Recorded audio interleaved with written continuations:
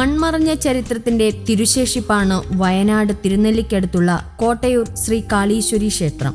കാട്ടിക്കുളത്ത് നിന്ന് തിരുനെല്ലി ക്ഷേത്രത്തിലേക്കുള്ള വഴിയരികിൽ വനത്തിനകത്തായാണ് ഈ പുരാതന ക്ഷേത്രം സ്ഥിതി ചെയ്യുന്നത്.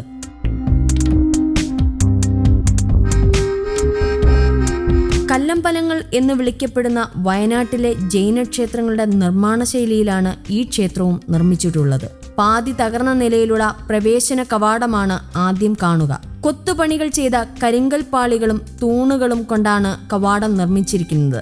കൈകൂപ്പി സ്വാഗതം ചെയ്യുന്ന 2 മനുഷ്യരെ കൊത്തിവെച്ച കരിങ്കൽ തൂണുകൾക്കുള്ളിലൂടെ അകത്തേക്ക് കടന്നാൽ വലതുവശത്തായി വടക്കും കിഴക്കും ദർശനമുള്ള 2 ശ്രീകോവിലുകൾ കാണാം. കരിങ്കൽ പാളികളിൽ തന്നെയാണ് നിർമ്മാണവും.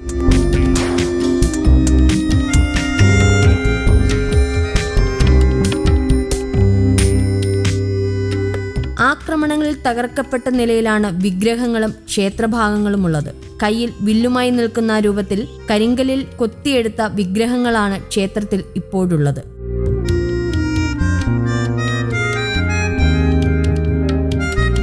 ലവകുശന്മാരാണ് ഇവിടുത്തെ ആരാധനാമൂർത്തികളെന്ന് കരുതപ്പെടുന്നു. അശ്വമേധത്തിനായി രാമനയച്ച യാഗാശ്വത്തെ പുത്രന്മാരായ ലവകുശന്മാർ പിടിച്ചുകെട്ടിയ ഇടമാണിതെന്ന് വിശ്വസിക്കപ്പെടുന്നതിനാൽ കുതിരക്കോട് എന്നുകൂടി ഈ സ്ഥലം അറിയപ്പെടുന്നു. കല്ലമ്പലങ്ങളുടെ തെക്ക് ഭാഗത്തായി ഒരു തറയും അവിടെ കുത്തി നിർത്തിയ ശൂലങ്ങളിൽ നിറയെ കരിവളകളും കാണാം. പ്രാർത്ഥനാ സാഫല്യത്തിന്റെ അടയാളങ്ങളാവാം ആ കരിവളകൾ. 1000ഓളം വർഷങ്ങൾക്ക് മുൻപ് നിർമ്മിക്കപ്പെട്ട ജൈനരുടെ ആരാധനാലയമായിരിക്കാം ഇത്.